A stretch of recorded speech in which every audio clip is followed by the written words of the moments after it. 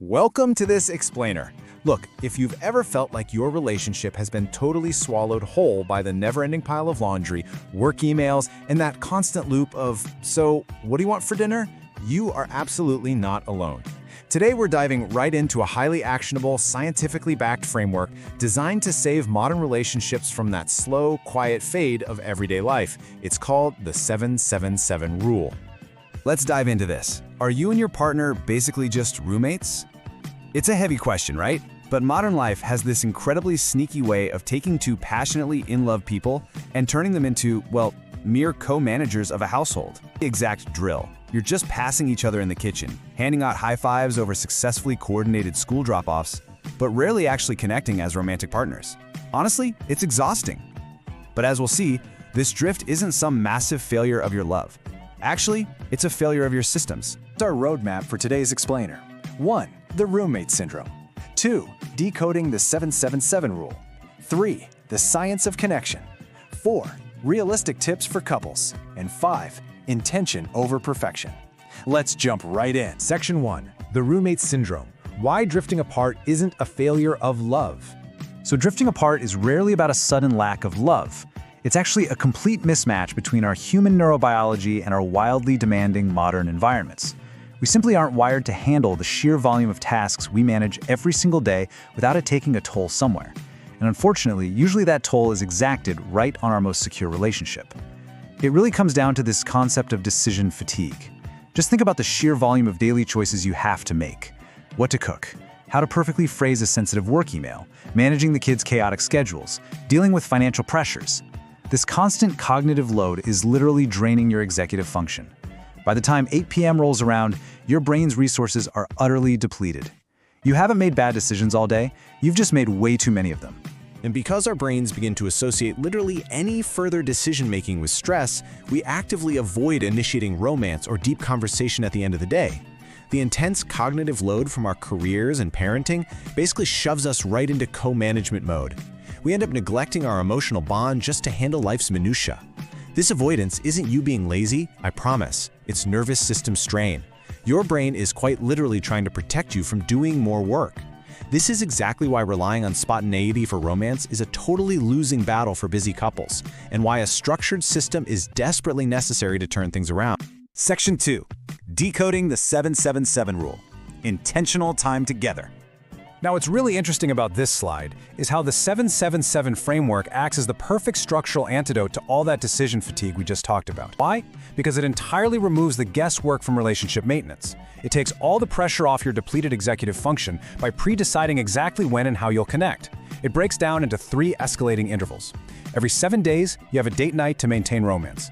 Every 7 weeks, a weekend getaway to break daily patterns. And every 7 months, a longer vacation to deepen intimacy. It's this escalating rhythm designed to continuously disrupt that whole roommate routine.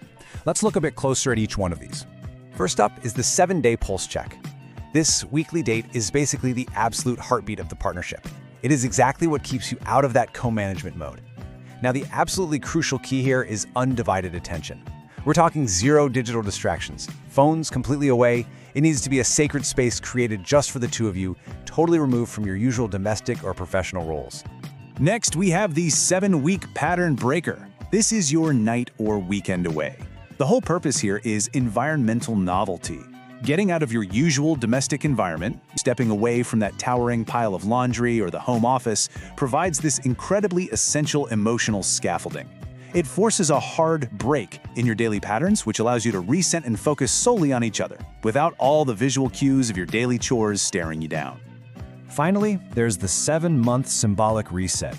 This is a larger investment, like a longer vacation. This extended time gives you the necessary space for deeper, unhurried conversations that just don't happen on a random Tuesday night. It completely rekindles your partnership identity, totally independent of your roles as employees or parents. Plus, it serves as an incredibly powerful symbolic reminder to both partners of their top priority status in each other's lives. Section 3. The science of connection. Moving beyond a social media fad. Now, you might have seen this trending online, but it's actually backed by really robust clinical research. Psychologists point to 2 main concepts here: physiological linkage and emotional synchrony. These are concepts heavily studied by relationship researchers, like the folks over at the Gottman Institute. When you engage in structured, consistent, and meaningful connections, you literally align your nervous systems. You co-regulate. Without this intentional time, partners just gradually drift into emotional isolation, even while they're sleeping in the exact same bed every night. And this brilliantly illustrates a really vital caveat when we compare the 777 framework to daily habits like the Gottman method. While the 777 rule provides amazing environmental novelty and dedicated quality time, the major risk is that it just becomes a performative checklist. You simply cannot ignore daily micro-moments. A couple could follow the 777 rule absolutely perfectly, taking all these big fancy trips, while remaining completely emotionally distanced if they don't practice turning toward each other in the small daily moments. So yes, you need the big structural breaks, for sure, but you absolutely still need those daily touch points. Section 4. Realistic tips for couples. Making the rule work for your real life and budget. Let's address the elephant in the room here. A very valid critique of this rule is that it sounds incredibly expensive and exhausting. 8 trips a year? For most of us, that's literally impossible. But the rule is really about dedicated focus, not how much money you're dropping. Can't travel every 7 weeks? No problem. Do a staycation in your own city. Can't afford a fancy dinner out every 7 days? Just have an at-home movie night after the kids are asleep, or cook a meal together with 0 phones allowed in the kitchen.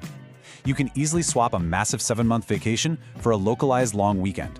And hey, if the whole shebang feels like way too much, just start small with only the weekly dates. That environmental shift we talked about, it can honestly be as simple as throwing a blanket on the living room floor. To actually implement this without adding even more stress to your plate, try these logistical steps. First, make those weekly dates non-negotiable calendar appointments. Seriously, externalizing the choice by just putting it on the calendar actually relieves your decision fatigue. Second, automate your routine daily choices, like meal planning, to save your executive function for your relationship. And third, share the cognitive load. One partner absolutely shouldn't be the sole project manager of the romance. Take turns planning the 7-day and 7-week check-ins. Section 5. Intention over perfection. It's a guideline, not a rigid law. So the crucial point is that this framework is meant to serve your relationship, not the other way around. If you become rigidly perfectionistic about hitting the exact 7-day or 7-week marks, you're honestly just going to generate more stress and resentment. It is just a guideline. You don't need to say, well, we can't go on a date Friday because we just went on Wednesday. The true magic here is the continuous, reliable signal you are sending to your partner that they matter, that you are actively prioritizing them over the endless to-do lists, and that you are deeply committed to maintaining that spark. I really want to leave you with this final, provocative thought. Space is not connection.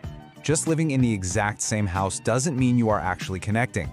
The 777 rule provides a truly fantastic blueprint, but it starts with just a single step. So what intentional, small choice will you make today to bridge the gap with your partner? Maybe it's putting a date on the calendar, or maybe it's just putting your phone in another room tonight. Thanks for joining me on this explainer, and hey, here's to reclaiming your connection.